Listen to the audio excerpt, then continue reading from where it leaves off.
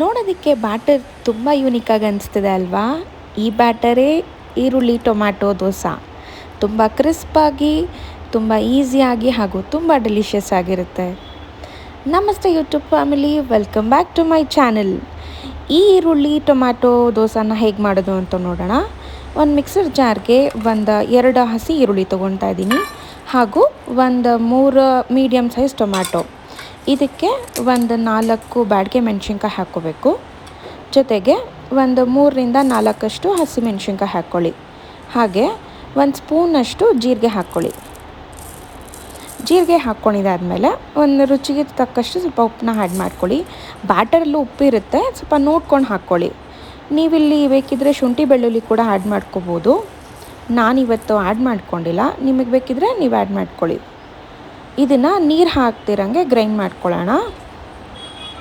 ನೋಡಿ, paste ready ಇದೆ.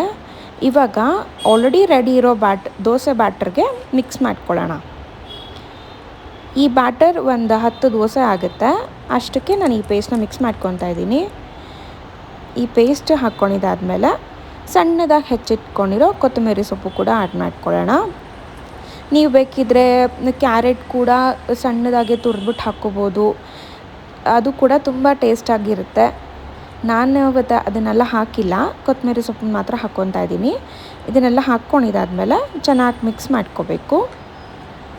ಚೆನ್ನಾಗಿ ಮಿಕ್ಸ್ ಮಾಡಿಕೊಂಡು ನಿಮಗೇನಾದರೂ ನೀರು ಬೇಕು ಅನಿಸಿದ್ರೆ ಸ್ವಲ್ಪ ಆ್ಯಡ್ ಮಾಡ್ಕೊಳ್ಳಿ. ನೋಡಿ, ಈ ಕನ್ಸಿಸ್ಟೆನ್ಸಿ ಇದ್ದರೆ ಸಾಕು, ಒಂದು ದೋಸೆ ಕನ್ಸಿಸ್ಟೆನ್ಸಿ.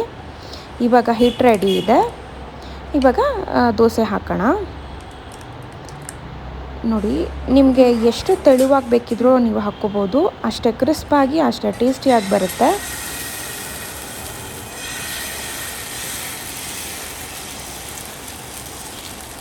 ನೀವು ಬೇಕಿದ್ದರೆ ಮಂದವಾಗಿ ಸೆಟ್ ದೋಸೆ ಥರ ಬೇಕಿದ್ದರೆ ಹಾಕ್ಕೋಬೋದು.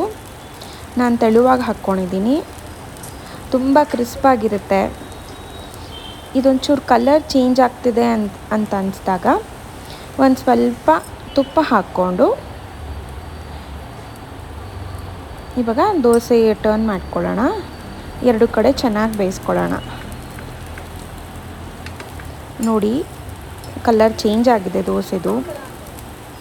ಇವಾಗ ದೋಸೆಗೆ ಟರ್ನ್ ಮಾಡ್ಕೊಳ್ಳೋಣ. ಅಷ್ಟೇ, ದೋಸೆ ರೆಡಿ ಇದೆ. ಇವಾಗ ಇನ್ನೊಂದು ದೋಸೆ ಹಾಗೆ ಹಾಕೋಣ. ನೀವು ಈ ದೋಸೆನ ಹಾಗೆ ಕೂಡ ತಿನ್ಬೋದು, ಬಿಕಾಸ್ ಎಲ್ಲ ವೆಜಿಟೇಬಲ್ಸ್ ಎಲ್ಲ ಇರುತ್ತೆ, ಉಪ್ಪು ಖಾರ ಎಲ್ಲ ಇರುತ್ತೆ. ಇಲ್ಲಾಂದರೆ ನೀವು ಚಟ್ನಿ, ಆಲೂಗಡ್ಡೆ ಪಲ್ಯ ಜೊತೆ ಕೂಡ ಮ್ಯಾಚ್ ಮಾಡ್ಕೋಬೋದು. ನೋಡೋದಕ್ಕೂ ತುಂಬ ಟೇಸ್ಟಿಯಾಗಿರುತ್ತೆ ಹಾಗೂ ಹೆಲ್ತಿಯಾಗಿ ಕೂಡ ಇದೆ. ಟೇಸ್ಟ್ ಅಂತೂ ತುಂಬ ಚೆನ್ನಾಗಿದೆ. ನೀವೊಮ್ಮೆ ಟ್ರೈ ಮಾಡ್ಕೊಂಡು ನೋಡಿ, ಹೇಗೆ ಬಂತು ಅಂತ ಕಮೆಂಟಲ್ಲಿ ತಿಳಿಸಿ. ನೋಡಿ, ಎಷ್ಟು ರೆಡ್ಡಿಶ್ ಆಗಿದೆ ನಾವು ಬ್ಯಾಡಗೆ ಮೆಣಸಿನ್ಕಾಯಿ ಹಾಕಿರೋದಕ್ಕೆ. ಕ್ರಿಸ್ಪಿಯಾಗಿ, ಟೇಸ್ಟಿಯಾಗಿ, ಹೆಲ್ತಿಯಾಗಿ ದೋಸೆ ರೆಡಿ ಇದೆ. ನಿಮಗೆ ಈ ದೋಸೆ ಟೊಮ್ಯಾಟೊ ರೆಸಿಪಿ ಇಷ್ಟ ಆಗಿದ್ದರೆ ಒಮ್ಮೆ ಟ್ರೈ ಮಾಡ್ಕೊಂಡು ನೋಡಿ, ಹೇಗೆ ಬಂತು ಅಂತ ಕಮೆಂಟಲ್ಲಿ ತಿಳಿಸಿ. ಇದೇ ಥರ ಟೇಸ್ಟಿ ಆ್ಯಂಡ್ ಡೆಲಿಷಿಯಸ್ ರೆಸಿಪಿ ಜೊತೆ ಮತ್ತೆ ಸಿಗೋಣ. ಎಲ್ಲರಿಗೂ ಥ್ಯಾಂಕ್ ಯು ಸೋ ಮಚ್. ನನ್ನ ಚಾನಲ್ಗೆ ಸಬ್ಸ್ಕ್ರೈಬ್ ಮಾಡಿ, ಲೈಕ್ ಮಾಡಿ, ಶೇರ್ ಮಾಡಿ, ಕಮೆಂಟ್ ಮಾಡಿ. Thank you all. ಬಾಯ್.